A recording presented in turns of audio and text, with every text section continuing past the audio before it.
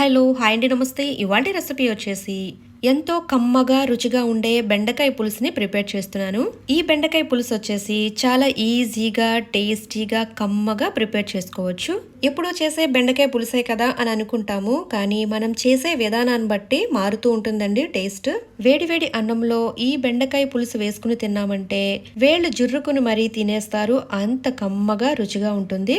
ఇక వీడియోని ఎక్కడా కూడా స్కిప్ చేయకుండా చూసి మీరు కూడా తప్పకుండా ఇంట్లో ట్రై చేయండి. ఇక లేట్ చేయకుండా ఈ టేస్టీ బెండకాయ పులుసు ఎలా ప్రిపేర్ చేసుకోవాలో చూద్దాము. ముందుగా నేను ఇక్కడ 300 గ్రామ్స్ వరకు లేతగా ఉన్న బెండకాయలను తీసుకున్నాను.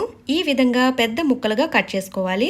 బెండకాయలు తీసుకునేటప్పుడు లేతగా ఉన్నాయా లేదా చూసుకోవాలి. చింతపండు పులుసు కోసం చిన్న నిమ్మకాయ సైజ్ అంతా చింతపండును తీసుకోవాలి. ఈ చింతపండుని కూర చేసే ముందే వాటర్ వేసుకుని నానబెట్టుకోవాలి. ఇప్పుడు స్టవ్ వెలిగించుకుని బాండీ పెట్టుకుని 1 టేబుల్ స్పూన్ వరకు ఆయిల్ వేసుకోవాలి. ఆయిల్ హీట్ ఎక్కిన తర్వాత మనం కట్ చేసుకుని పెట్టుకున్న బెండకాయ ముక్కల్ని ఆయిల్లో వేసేసుకోవాలి. బెండకాయ పులుసు ప్రిపేర్ చేసే ముందు ఇలా బెండకాయల్ని ఆయిల్లో ఫ్రై చేసుకోవాలి. బెండకాయల్ని ఇలా ఫ్రై చేయడం వల్ల వాటికున్న జిగురంతా కూడా పోతుందండి. బెండకాయల్ని ఇలా ఆయిల్లో ఫ్రై చేసుకుని పులుసు ప్రిపేర్ చేసుకోవడం వల్ల మరింత టేస్ట్ అనేది వస్తుందండి. స్టవ్ ని మీడియం ఫ్లేమ్ లో పెట్టుకుని ఈ బెండకాయల్ని ఒక 2 మినిట్స్ వరకు ఫ్రై చేసుకోవాలి. చూసారు కదండి, బెండకాయలు అయితే చక్కగా ఫ్రై అయిపోయాయి. ఇప్పుడు ఒక బౌల్లోకి తీసేసుకుందాము. ఇప్పుడు అదే ప్యాన్ లో 2 టేబుల్ స్పూన్ వరకు ఆయిల్ వేసుకోవాలి. ఆయిల్ కొద్దిగా హీట్ ఎక్కిన తర్వాత 1/2 టీ స్పూన్ వరకు మెంతులు వేసుకోవాలి. నెక్స్ట్ వచ్చేసి 1/2 టీ స్పూన్ వరకు ఆవాలు వేసుకోవాలి. ఆవాలు వేసుకున్న తర్వాత దంచుకున్న వెల్లుల్లి రెబ్బలు 5 లేదా 6 వరకు వేసుకోవాలి. ఇలా వెల్లుల్లిపాయలు వేసుకోవడం వల్ల మరింత టేస్ట్ వస్తుందండి పులుసు. అలాగే ఫ్లేవర్ కూడా బాగుంటుంది. నెక్స్ట్ వచ్చేసి 2 లేదా 3 ఎండుమిరపకాయలు తుంచుకుని వేసుకోవాలి. వీటిని చక్కగా దోరగా ఫ్రై చేసుకోవాలి. ఇప్పుడు ఇందులో తాజాగా ఉన్న కరివేపాకు 2 రెబ్బల వరకు వేసుకోవాలి. పోపు దినుసులు చక్కగా వేగిన తర్వాత 3 లేదా 4 వరకు ఉల్లిపాయలు తీసుకుని ఇలా సన్నగా కట్ చేసుకోవాలి. ఉల్లిపాయ ముక్కలు గోల్డెన్ కలర్ వచ్చేంత వరకు చక్కగా ఫ్రై చేసుకోవాలి.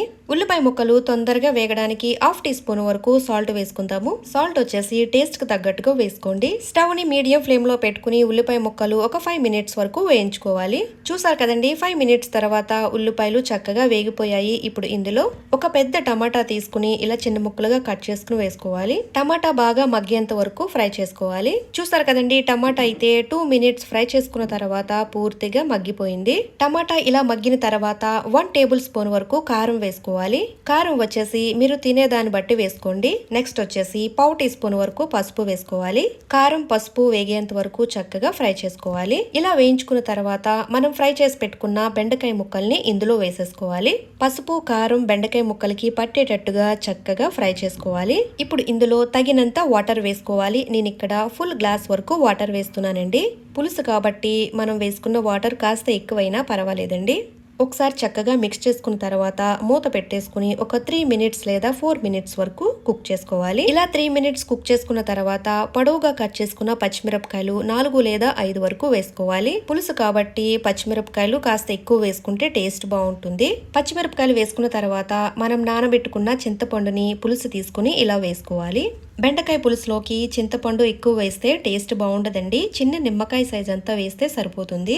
మనం ముందు వేసుకున్న సాల్ట్ సరిపోలేదండి. ఇప్పుడు 1/2 టీ స్పూన్ వరకు మళ్ళీ వేస్తున్నాను. స్టవ్ ని మీడియం ఫ్లేమ్ లో పెట్టుకుని పులుసుని మరిగించుకోవాలి. పులుసు దగ్గర పడిన తర్వాత సన్నగా కట్ చేసుకున్న కొత్తిమీర కొద్దిగా వేసుకుందాము. కొత్తిమీర వేసుకుని మిక్స్ చేసుకున్న తర్వాత చూసారు కదండి, పులుసు కన్సిస్టెన్సీ ఇలా ఉండాలి. బెండకాయలు ఫ్రై చేసుకుని వేసుకోవడం వల్ల పులుసు జిగురు రాకుండా చక్కగా వచ్చింది. ఇప్పుడు స్టవ్ ఆఫ్ చేసేసుకుని ఒక బౌల్ లోకి తీసుకుందాము. చూసారు కదండి, నోరు ఊరించే బెండకాయ పులుసు టేస్టీగా ప్రిపేర్ చేసుకున్నాము. ఇలా ప్రిపేర్ చేసుకున్న బెండకాయ పులుసుని వేడివేడి అన్నంలో కానీ రాగి సంగటిలో కానీ తింటే చాలా రుచిగా ఉంటుందండి. ఇక లేట్ చేయకుండా బెండకాయ పులుసుని ఈ విధంగా మీరు కూడా తప్పకుండా ట్రై చేయండి. మీకు బాగా నచ్చుతుంది. ఇక రెసిపీ నచ్చినట్లయితే లైక్ అండ్ షేర్ చేయండి, సబ్స్క్రైబ్ చేసుకోండి. మరిన్ని స్పెషల్ వీడియోస్ కోసం బెల్ ఐకాన్ ప్రెస్ చేయండి. Thank you for watching mummies kitchen Telugu.